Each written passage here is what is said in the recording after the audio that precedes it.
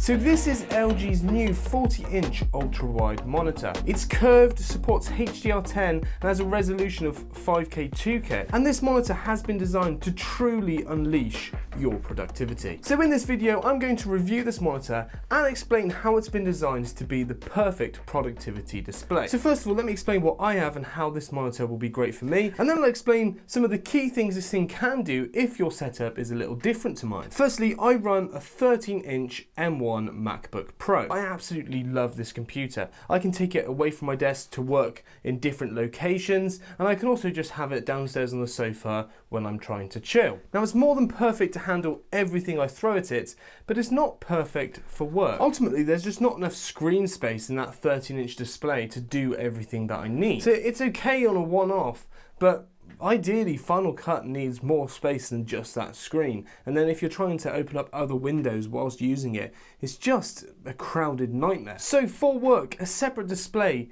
is essential for me. Firstly, it is huge. 40 inches transforms my work area. I can have everything I need on one screen. And not only that, still have large, spacious windows to actually get done what I need to get done on the screen. It's 5K 2K and has a PPI of about 140 pixels per inch. So it is ridiculously super sharp. So any sort of editors out there, you're going to be getting a really nice, clean, sharp image. So I have seen some people with the older MacBook Pros not having the native resolution defaulted on their screen. Now on my M1 MacBook Pro, it did have the native resolution on there, so that wasn't an issue for me. So for any reason you've bought this and you don't have that native resolution, then you can get an app and fix that if you need to. So the setup of this thing is actually pretty easy. The stand goes together pretty easily with this screw, and the monitor just clips onto the base, and that's it. On the back, we have the power input, 2 HDMI 2.0 ports, a display port, a headphone jack, and 2 Thunderbolt 4 ports. Now, these Thunderbolt 4 ports are great because they allow the sort of greatest data transfer that you can get on a Mac. So I can plug that into my Mac, and not only do I get the display and all of the ports, but it also charges my Mac at a pretty high wattage too. And then you can use the other Thunderbolt port on the back to daisy chain another monitor. So if you wanted to have 2 of these and sort of double the real estate to 80 inches, you can do that too. And if you're not looking to do that, you can use it as any other sort of USB-C data port if you wanted to. And lastly, we get a couple of USB 3 ports on the right-hand side of the monitor too. Now the display is pretty well built. It is mainly plastic, but it does feel solid and secure. You can swivel the display 15 degrees either way, and there is 25 degrees of tilt adjustment as well. And you also get a pretty generous height adjustment of about 4.3 inches. So there's a lot of flexibility and customizability in this. Now it supports HDR10, which is really good, especially if you're looking to edit HDR photos or HDR videos. However, the brightness of this isn't the highest, so it's not really the best thing to get the most out of HDR movies and games. Now you really notice the difference in brightness when I have my laptop open next to the screen. I think I noticed it if I'm using both the laptop screen and the monitor, is that the monitor does look just a little bit dull in comparison. However, the color space on this is great. It does get 98% of DCI-P3, and also it can scale back to sRGB as well. Now do be aware, if you use those 2 modes on this, it does make the screen dimmer. Now I did mention earlier about this being alright for gaming, and for a monitor designed for productivity, it actually handles gaming pretty well. Now it is only 72 Hz, so you're not going to get that sort of ideal 144 Hz that most pro gamers want, but the response time is okay, and with an input lag of only about 7.4 milliseconds, this thing actually holds up pretty well. Now the monitor does have support for FreeSync, so for games that are running between sort of 40 and the max 72 Hz, it's going to be eliminating any screen tearing that's happening. And there is a black stabilizer feature that can clear up any issues you might get with shadow detail. Now I think this handles all those things and motion and stuff like that fairly well. Now here's a little motion test video that I've done that gives you an example of what the sort of motion blur and any ghosting that you might get on this display. Now this being an ultra wide monitor does mean that it isn't the default aspect ratio for most games. Now some games support the 21:9 aspect ratio, so on these games we will get that extra field of view. But for example, the Xbox and PlayStation consoles don't support that. So if you link one of these up to the monitor, it is going to either stretch it or you're going to get two black bars either side of the screen. Now you can switch modes and everything using this little thing under the screen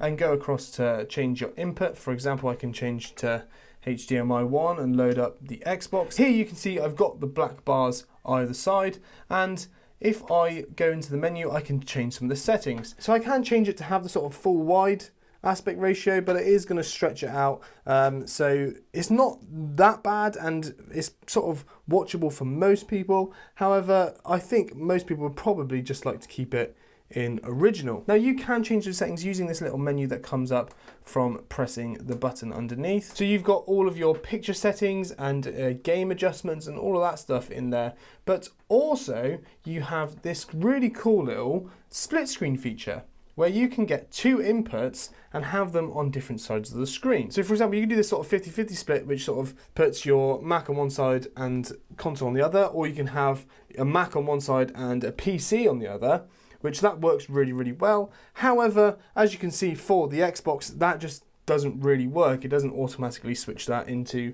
the right settings. So what you can also do is you can change it so that you can go for a 16.9 and 5.9 split, which then means you will either even get a more squashed Xbox, or you can change it to have it the other way around. And then you get your normal ratio Xbox there, but also your Mac that is producing its own little bit here. So you can have two things on the same screen like that. And that is a really, really nice feature. Now to add an even crazier level to this, if you have two inputs like a Mac and a PC either side of the screen, which unfortunately I don't have, with a compatible mouse and keyboard, you can use LG's dual control feature, and you can have one mouse, one keyboard, one monitor, and control both the Mac and the PC just by having them both on the screen. It's a really cool feature, and it actually can transform a lot of people's work, being able to very seamlessly transfer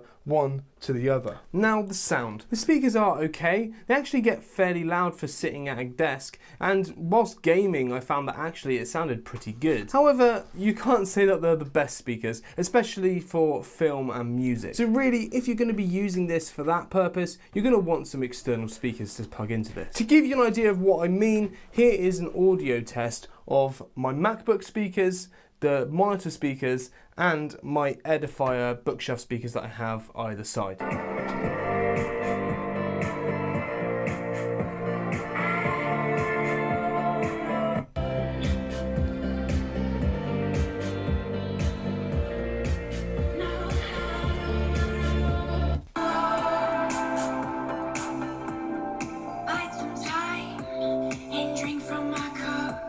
So how am I using it? Well, firstly, I like to make use of the multiple desktop feature that I have on my Mac to help me with this. So I run with my laptop open, and I like to use the sort of keyboard and trackpad from that because I just find the trackpad easier for video editing, and I like having the option of having something stay on my laptop screen while switching between my desktops. So I almost have a prep workflow here where I've got sort of Safari open for any research. I've got up in the corner here, I've got my emails and Twitter for if I have any messages I need to respond to, and then I got all my notes on the side here so I can sort of read through a script and be able to check where I am when I'm recording. So then if I do my little sort of three-finger swipe over, I can switch desktops, and I have Final Cut open here where I can sort of see a massive timeline of everything. I got a huge little preview display up here which looks really, really nice.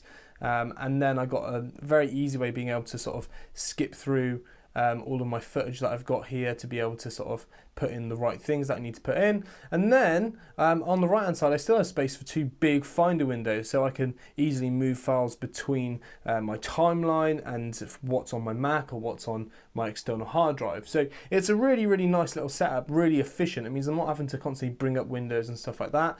But then if I need to sort of switch between the two and maybe Safari, I can just go across there, or I can open up a Safari window on the laptop screen here, so I'm not even having to use that. So it's a pretty nice little setup, and it really complements it by having this huge 40-inch display on top. So what are my thoughts on this monitor? It is a great work monitor. And if that is your sole reason for getting this, you know, photo editing, graphic design, video editing, coding even, this is going to be a fantastic option for you. It's a great piece of kit and it has fantastic connectivity and great features too. I would have liked it to be a bit brighter, especially in HDR, but for sort of day-to-day use, it is actually okay. Now, if you're primarily a gamer, maybe this isn't for you.